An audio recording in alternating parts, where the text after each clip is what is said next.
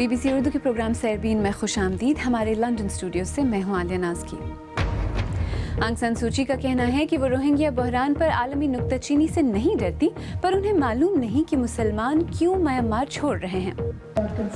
ہم اس بارے میں فکر مند ہیں کہ بڑی تعداد میں مسلمان سرحد پار کر کے بنگلہ دیش جا رہے ہیں. ہم اس کی وجہ معلوم کرنا چاہتے ہیں. اقوام متحدہ میں اپنے پہلے خطاب میں امریکی صدر ٹرمپ کا کہنا ہے کہ ادارہ اپنی صلاحیتوں کے مطابق کام نہیں کر سکا. اور آپ کی ملاقات کروائیں گے ریڈ اینڈ ڈریم اور جشن آزادی جیسی انعام یافتہ ڈاکیومنٹری فلمز بنانے والے فلم ساز سنجے کاک سے. میانمار کے رخائن صوبے میں ہفتوں سے جاری تشدد کے بعد روہنگیا مسلمانوں کی حالت زار پر ملک کی رہنما آنگ سان سوچی نے آخرکار اپنی خاموشی تو توڑی، لیکن کہا کہ وہ نہیں جانتی کہ روہنگیا مسلمان ملک چھوڑ کر کیوں بھاگ رہے ہیں. اقوام متحدہ کی طرف سے معاملے کی مکمل اور آزادانہ تفتیش کے مطالبے پر ان کا کہنا تھا کہ انہیں کسی بین الاقوامی جانچ پڑتال کا ڈر نہیں ہے. انہوں نے بنگلہ دیش جانے والے مسلمانوں کے بارے میں فکر کا بھی اظہار کیا اور کہا کہ جو واپس لوٹنا چاہتے ہیں ان کے لیے وہ پناہ گزین شناختی عمل شروع کرنے کے لیے تیار ہیں. تفصیل کے ساتھ کاشف قمر. امن کا نوبل انعام حاصل کرنے والی میانمار کی رہنما آنگ سان سوچی کو ملک میں روہنگیا مسلمانوں پر تشدد اور اس حوالے سے ان کے رد عمل پر سخت تنقید کا سامنا رہا ہے. منگل کو ملک کے شمالی صوبے رخائن میں جاری بحران پر اپنے پہلے قومی خطاب میں سوچی نے کہا کہ زیادہ تر مسلمانوں نے صوبے سے نقل مکانی نہیں کی ہے اور یہ کہ تشدد رک گیا ہے.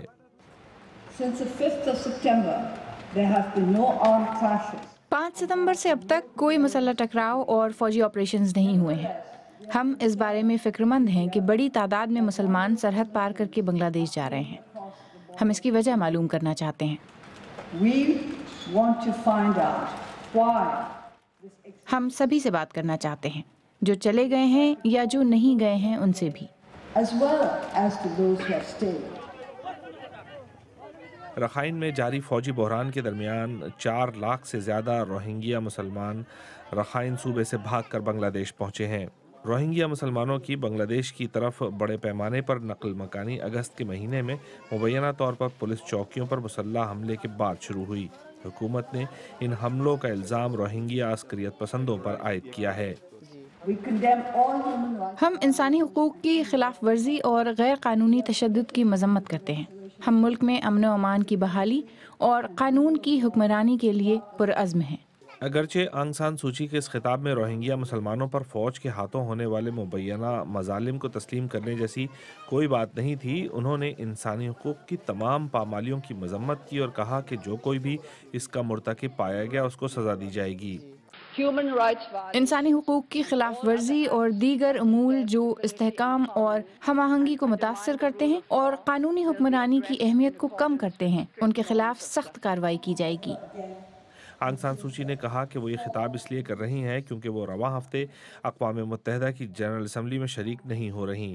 انہوں نے کہا کہ وہ چاہتی ہیں کہ بین الاقوامی برادری یہ جان لے کہ ان کی حکومت حالات سے نمٹنے کے لیے کیا کچھ کر رہی ہے. اسی بارے میں مزید بات کرنے کے لیے اس وقت اسٹوڈیو میں میرے ساتھ موجود ہیں BBC اردو کے ثقلین امام. ثقلین، آنگ سان سوچی کہتی ہیں کہ زیادہ تر مسلمانوں نے میانمار نہیں چھوڑا، حالات اب کنٹرول میں ہیں، تو تاثر کیا ملتا ہے؟ کیا انہیں واقعی حالات کی سمجھ نہیں یا پھر معاملہ کچھ اور؟ دیکھیے، آنگ سان سوچی کے لیے کئی قسم کے مسائل اور چیلنجز ہیں. ایک یہ کہ وہ دنیا بھر میں اس تنقید کا سامنا کر رہی ہیں جو روہنگیا کے بڑی تعداد میں ہجرت کرنے کی وجہ سے پیدا ہوا ہے اور ان پر تنقید لگ رہی ہے کہ وہ کچھ نہیں کر رہی ہیں. دوسری کہ وہ جس میانمار کے اندر کی فوج جس سے انہوں نے جمہوریت کی طرف سفر کا آغاز کیا تھا، اس فوج کے دباؤ کا بھی شکار ہے. تو جب یہ روہنگیا کے لیے کوشش ان کی جاری تھی کہ اسی دوران جب حملے ہوئے تو اس کے بعد جب دباؤ ان کو باہر سے پڑا، اندر وہ فوج پر دباؤ ڈالنے کی کوشش کر رہی ہیں.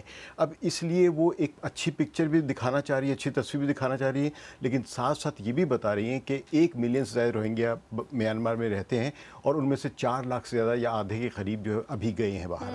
تو اسی طرح وہ یہ کہنا چاہ رہی ہیں کہ یہاں پہ لوگ موجود بھی ہیں، گئے بھی نہیں ہیں. اچھا ثقلین، آپ نے اشارہ کیا کہ انہیں چیلنجز کا سامنا ہے، برما کے اندر بھی انہیں چیلنجز کا سامنا ہے. کس طرح کے چیلنجز ہیں؟ دیکھیے، سب سے بڑا چیلنج یہی ہے کہ جب یہ جمہوریت کی تحریک کامیاب ہوئی اور اس کے بعد میانمار کی فوج کو مجبور ہونا پڑا عالمی دباؤ کی وجہ سے کہ وہ سویلین لیڈرز کو इंतखाबात करके इंतकाल इक़्तिदार करे, तो उस वक्त अव्वल तो इंतकाल इक़्तिदार मुकम्मल वहाँ पे आज तक नहीं हुआ है। आज भी वहाँ पे 25% पार्लियामेंट में लोग फ़ौज के नामज़द लोग होते हैं, और अभी भी 3 बड़ी अहम वजारतें जो दिफा और इंटीरियर मिनिस्ट्रीज़ को, वजारत दाखिला और फाइनेंस वगैरह की जो हैं, वो अभी भी फ़ौज के बाज़ जगहों पर तो बराह रास्त जनरल्स बैठे हुए हैं जो उसको कंट्रोल कर रहे हैं। तो ये एक तो उनका अंदरूनी दबाव है, और उसके अलावा बैनुल-अक़वामी दौर जैसा कि आपने देखा है कि ये सारे हालात पैदा हुए, तो उन्होंने इन हालात में अपनी तरफ से एक दरमियान की राह निकालने की कोशिश की जिससे जमहूरी सफ़र भी ना रुके। जी, लेकिन क्या उन्होंने जो रोहिंग्या मुसलमानों का मसला है, क्या उसके हल के लिए वाकई उन्होंने कभी कोई कोशिश की है? नज़र तो नहीं आता। देखिए, एक जो बहुत बड़ी कोशिश इन्होंने की थी कि पिछले बरस उन्होंने कोफ़ी अन्नान जो अक़वाम मुत्तहिदा के साबिक़ जनरल सेक्रेटरी हैं, उनकी सरबराही में एक कमीशन बनाया था, और उस कमीशन ने रोहिंग्या मुसलमान जो म्यांमार में रह रहे हैं, जिनको म्यांमार की हुकूमत अपना शहरी तस्लीम नहीं करती है, उनको शहरियत देने के लिए, उनके हकूक़ देने के लिए, उनको मजहबी आज़ादी देने के लिए, उनको तमाम जो जुमला हकूक़ अक़वाम मुत्तहिदा कहता है वो देने के लिए उस कमीशन की जितनी भी रिकमेंडेशंस थी जो बनाया था, और उसने 24 अगस्त को इसी बरस वो तमाम रिकमेंडेशन दी थी, और उसी दिन आंग सान सूची ने उन तमाम तजावीज़ पर अमल दरामद का हुक्म भी जारी कर दिया था। लेकिन अगले दिन ही हमले हो गए पुलिस पर और फ़ौज पे, जिससे फ़ौज को मौका मिल गया कि उनकी तमाम कोशिशों को मलियामेट कर दे। सकलैन इमाम, हमसे बात करने का बहुत बहुत शुक्रिया। आइए अब दीगर अहम मौज़ूआत पर एक नज़र डालते हैं। अमरीकी सदर डोनाल्ड ट्रंप ने अक़वाम मुत्तहिदा में अपनी पहली तकरीर में UN में इस्लाहात पर जोर देते हुए कहा है कि ब्यूरोक्रेसी की वजह से अक़वाम मुत्तहिदा सलाहियतों के मुताबिक अपनी जिम्मेदारियां पूरी करने में नाकाम रहा है। सदर ट्रंप माजी में अक़वाम मुत्तहिदा पर कड़ी तनकीद करते आए हैं, लेकिन अब तनकीद के साथ साथ उन्होंने अक़वाम मुत्तहिदा के सेक्रेटरी जनरल को ताउन की यकीन दहानी भी करवाई है। निक ब्रायन की रिपोर्ट पेश कर रहे हैं आदिल शाह से।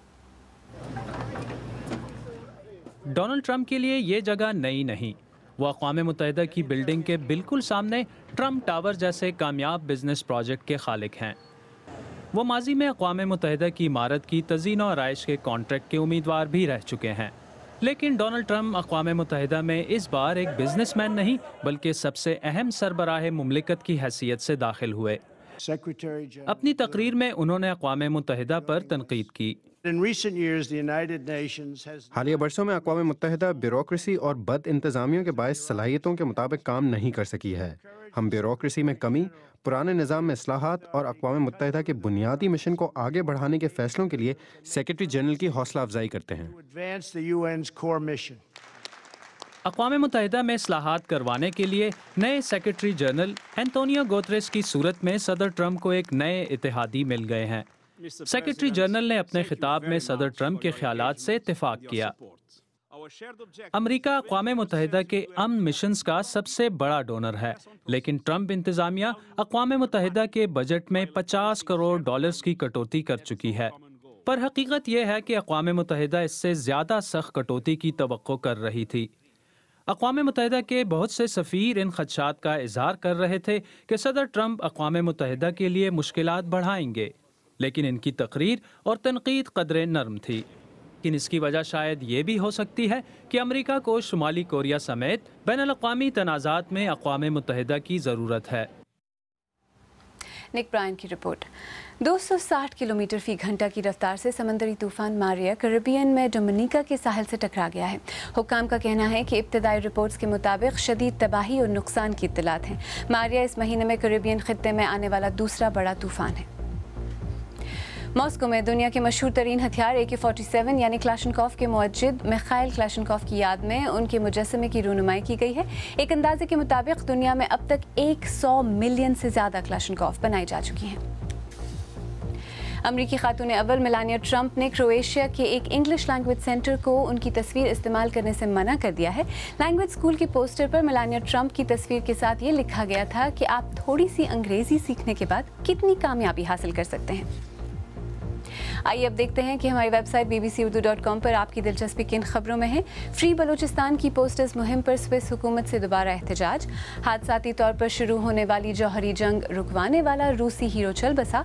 और इंडिया का बयान कि चीन ने मुआहदे के बावजूद ब्रह्मपुत्र दरिया की मालूमात नहीं दी।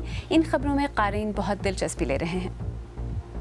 आप BBC उर्दू का प्रोग्राम सरबीन देख रहे हैं। प्रोग्राम में आगे चलकर देखिएगा कश्मीरी फिल्मसाज संजय काक से उनके काम के बारे में गुफ्तगू, اور آپ کو دکھائیں گے بچوں کا اسمارٹ فونز اور دیگر الیکٹرانکس پر زیادہ وقت گزارنا کیسے ان کے لیے نقصان دہ ثابت ہو سکتا ہے۔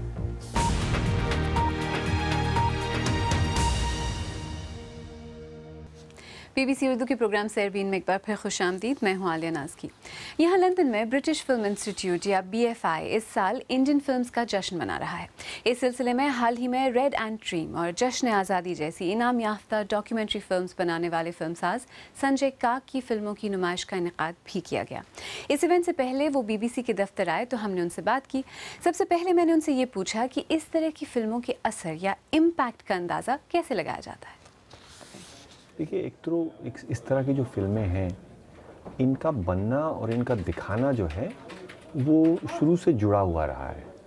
تو جیسا آپ جانتے ہیں کہ جو کرٹیکل فلمیں بنتی ہیں ان کے لیے ٹیلی ویژن پہ تو جگہ ہونی نہیں ہے، تو یہ اب آج کی بات نہیں ہے، لیکن 25-30 سال سے جو ڈاکیومنٹری فلم میکر ہیں انڈیا میں خاص کر، ان نے بہت محنت کی ہے کہ یہ فلمیں لوگوں تک کیسے پہنچائی جائیں۔ اور یہ کہ ہم سب بہت چھوٹے چھوٹے مطلب شہروں میں گئے ہیں، اپنے خرچے پہ گئے ہیں، اور وہاں ایک کمیونٹی جو ہے دیکھنے والوں کی وہ بہت محنت کے ساتھ بنائی گئی ہے۔ تو کیونکہ دیکھیے، جو کرٹیکل تھاٹ جو ہے وہ بھی ایک قسم کا رس ہے۔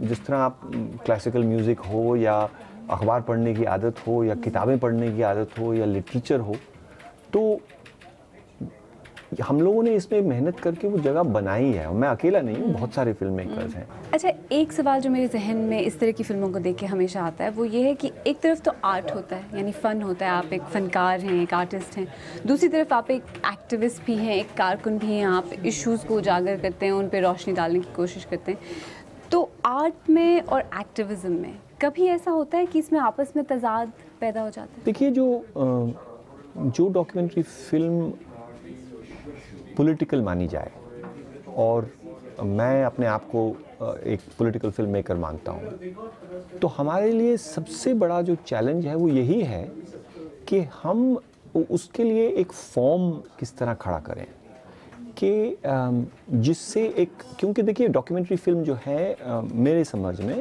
میرے ذہن میں، یہ کوئی سچائی نہیں ہے، یہ ایک بحث ہے، اٹس این آرگیومنٹ۔ اب وہ میرا جو فن ہے وہ اس کے لیے یہی ایک چیلنج ہے کہ میں آپ کو اپنے آرگیومنٹ میں کیسے جوڑ سکوں۔ میں آپ کو یہ نہیں کہہ رہا ہوں کہ میں آپ کو اگر کشمیر کے اوپر فلم بنا رہا ہوں کہ یہی کشمیر کی سچائی ہے۔ میری کوشش یہ ہے میں آپ کو کہوں یہ ایک آرگیومنٹ میں آپ کے سامنے پیش کر رہا ہوں، لیکن وہ آرگیومنٹ اس طریقے سے میں بناؤں کہ آپ اسے ریجیکٹ نہیں کر سکتے، آپ اس کو اپنے دل سے نہ لے لیں، لیکن آپ اٹھ کے جب جائیں گے آپ یہ کبھی نہیں کہہ پائیں گے کہ ارے یہ تو کچھ نہیں تھا، یہ تو سب جھوٹ تھا۔ انڈیا میں اس وقت جو پولیٹیکل اس وقت سچویشن ہے، جو سیاسی پس منظر ہے یا کانٹیکسٹ ہے، اس میں جہاں تنقید یا کرٹیسزم کو غداری یا ملک دشمنی کے ساتھ اس کا موازنہ کیا جاتا ہے، اس میں آپ کی طرح کی جو فلمیں ہیں جن میں تنقید سب سے بڑا عنصر ہوتا ہے، وہ بنانا کتنا آسان یا مشکل ہو گیا ہے؟ دیکھیے، جو پولیٹیکل ڈاکیومنٹری ہے اس کے لیے کبھی بھی جو فیلڈ ہے آسان نہیں رہا ہے، چاہے وہ آج کی ڈیٹ لے لیں یا 25 سال پہلے کی لے لیں یا ایمرجنسی کی بات لے لیں۔ تو ہم لوگ تو یہ مان کے ہی چلتے ہیں کہ ہمارا جو کام ہے اس میں اڑچن آنے کی مطلب پاسبلٹی ہے، چاہے وہ جب بنا رہے ہوں، چاہے اس کی فنڈنگ ہو، چاہے اس کو دکھانے میں۔ تو میں سمجھتا ہوں ہمارا کام ہی یہ ہے۔ کشمیری فلم ساز سنجے کاک، اچھا، آپ کتنی مرتبہ اپنے بچوں سے کہتے ہیں کہ وہ اپنا فون اور ٹیبلٹس رکھ دیں؟ برطانیہ میں سرکاری اہلکاروں کے مطابق والدین کو چاہیے کہ وہ بچوں کے آن لائن وقت کی حد مقرر کریں۔ ان کا کہنا ہے کہ انٹرنیٹ ایک لت ہے اور دوسری عادتوں کی طرح اس کا زیادہ استعمال بھی صحت اور نشو و نما کے لیے نقصان دہ ثابت ہو سکتا ہے۔ ٹام برج کی رپورٹ پیش کر رہے ہیں عارف شمیم۔ بچے اور اسکرین والدین کے لیے ایک لمبی کشمکش۔ 7 سالہ والمر کو اپنے والد کے فون کا خبط ہے۔ میں اس پر کچھ ویڈیو گیمز کھیلنا پسند کرتا ہوں، کچھ کریزی گیمز۔ اوسطاً بچے ہفتے میں 15 گھنٹے آن لائن گزارتے ہیں۔ चिल्ड्रन कमिश्नर ऑफ इंग्लैंड कहती हैं कि वालिदैन को इसकी कोई हद मुकर्रर करनी चाहिए। We wouldn't let our children out in a kind of strange city without, giving हम them अपने बच्चों को किसी अनजान शहर में बगैर किसी रहनुमाई और देखभाल के नहीं छोड़ेंगे, और हकीकत में हमें डिजिटल दुनिया के लिए भी ऐसा ही करना चाहिए। ये दरअसल बच्चों को उनके ऑनलाइन टाइम के लिए तैयार करना और इस काबिल बनाना है कि उनमें इसके लिए एतमाद पैदा हो। वो वालिदैन से कह रही हैं कि वो फियोना से सबक सीखें और फाल रहें। मैं इनका फ़ोन देखती रहती हूँ और इसकी हिस्ट्री देखकर डबल चेक करती हूँ कि वो क्या देख रहे हैं। क्या वो कुछ ऐसा तो नहीं देख रहे जो उन्हें नहीं देखना चाहिए। ऑनलाइन पर शाया होने वाली गाइडलाइंस में जंक फूड का मुआजना इंटरनेट पर गुजारे गए वक्त से किया गया है। मशवरा बड़ा सादा है। जिस तरह आपके बच्चों को रोज़ाना चीज़, बर्गर और चिप्स नहीं खाने चाहिए, इसी तरह उन्हें फ़ोन और कंप्यूटर का बेदरेग इस्तेमाल भी नहीं करना चाहिए। इसका सबसे बड़ा इलाज तो ये है कि बच्चों को मसरूफ़ रखें, लेकिन चिल्ड्रन कमिश्नर कहती हैं कि सेहतमंदाना तवाज़ुन रहना चाहिए। ये एक ट्रिकी बैलेंस है। आपको इनकी हौसला अफजाई करनी चाहिए कि वो बाहर जाकर ताज़ा हवा खाएं। डिनर के वक्त कोई आईपैड नहीं और ना ही कोई फ़ोन, जब सब खानदान वाले साथ बैठते हैं। इसका मतलब है कि हम उस वक्त आपस में काफ़ी बातचीत करते हैं। मुझे बहुत कुछ पता चलता है कि उनके स्कूल में क्या हो रहा है। आजकल के बच्चे अक्सर दुनिया को स्मार्टफोन्स और इंटरनेट की नज़र से देखते हैं, इसलिए ऑफलाइन टाइम और ज़रूरी हो गया है। टॉम ब्रिज की रिपोर्ट। आखिर में आपको याद दिलाते चलें, आज सेरबीन का बड़ा मौजू था म्यांमार की रहनुमा आंग सान सूची का रोहिंग्या बहरान के हवाले से बयान। उन्होंने कहा कि वो नहीं जानती कि रोहिंग्या मुसलमान मुल्क छोड़कर क्यों भाग रहे हैं।